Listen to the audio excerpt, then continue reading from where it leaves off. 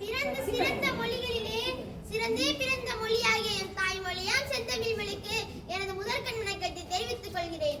அனைவருக்கும் வணக்கம். மன்னராட்சிக்கு முற்றுப்புள்ளி வைத்த தினம், ஆனந்தமான மக்களாட்சி மலர்ந்த தினம், அடிமை விலங்கை உடைத்த தினம், அண்ணல் அம்பேத்கர் சட்டம் வகுத்த தினம், நம் பாரதம் குடியரசாக மாறிய தினம். அனைவருக்கும் இனிய குடியரசு தின நல்வாழ்த்துக்கள். இன்று ஜனவரி 26 நம் நாட்டின் 77வது குடியரசு தினத்தை இன்று கொண்டாடுகிறோம். 1950ஆம் ஆண்டு ஜனவரி 26 அன்றுதான் நம் பாரதம் குடியரசு நாடு ஆகியது. எல்லோரும் ஓர் குலம், எல்லோரும் ஓர் இனம், எல்லோரும் இந்திய மக்கள் என்ற மகாகவி பாரதியாரின் வரிகளுக்கு ஏற்ப சாதி, மதம், இனம், மொழி கடந்த இந்திய மக்கள் கொண்டாடும் விழா குடியரசு தினமாகும். ஒவ்வொரு ஆண்டும் இந்த நாளை நாம் மிகுந்த உற்சாகத்துடனும் மகிழ்ச்சியுடனும் கொண்டாடுகிறோம். இந்தியா விடுதலை அடைந்த பிறகு நாட்டின் அரசியலமைப்பு சட்டத்தை உருவாக்கும் பணி டாக்டர் அம்பேத்கர் அவர்களிடம் ஒப்படைக்கப்பட்டது. அம்பேத்கர் தலைமையில் அமைக்கப்பட்ட குழு இந்திய அரசியலமைப்பு சட்ட வரைவை உருவாக்கியது. இதுவே உலகிலேயே மிக நீளமான அரசியலமைப்பாகும். இந்திய அரசியலமைப்பு சட்டம் செயலாக்கத்திற்கு வந்த நாள் தான் குடியரசு தினமாகும். குடியரசு என்றால் மக்களாட்சி என்று பொருள்படுகின்றது. தேர்தல் மூலம் மக்கள் விரும்பும் ஆட்சியாளர்களை தேர்ந்தெடுத்துக் கொள்ளும் முறையே குடியாட்சியாகும்.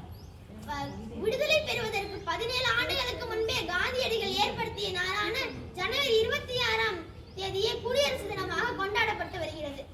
சுதந்திர இந்தியாவின் முதல் குடியரசுத் தலைவர் டாக்டர் ராஜேந்திர பிரசாத் ஆவார்.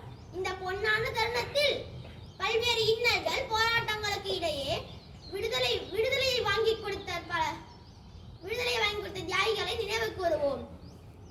பாலசங்கார திலகர், பாரதியார், வேலுநாச்சியார், வ.உ.சி., நேதாஜி, நேருஜி, மகாத்மா காந்தி போன்ற பல தலைவர்களும் வீரர்களும் இந்திய திருநாட்டின் சுதந்திரத்திற்காக தம் உயிரையும் உடைமைகளையும் இழந்தனர். அவர்கள் பெற்று தந்த விடுதலையை காப்பது மண்ணின் மைந்தர்களான நமது கடமையாகும்.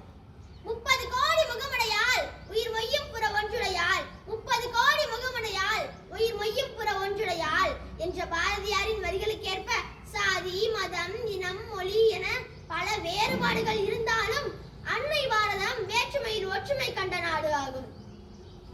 எம் பாரதம் குடியரசாக மாறிய பொன்னாளில் என் தாய்மண்ணே உனக்கு வீர வணக்கம். எண்ணங்களின் சுதந்திரமும் நினைவுகளில் வரலாறும் நிறைந்திருக்கும் உணர்ச்சி பொங்கும் நாள் குடியரசு தினம். அனைவரும் ஒன்றாய் கைகோர்த்து நம் நாட்டை வல்லரசாக்குவோம் என்று இத்திருநாளில் உறுதியேற்போம் என்று கூறி பேச வாய்ப்பளித்ததற்கு நன்றி தெரிவித்து எனது உரையை இத்துடன் நிறைவு செய்கிறேன். வாழ்க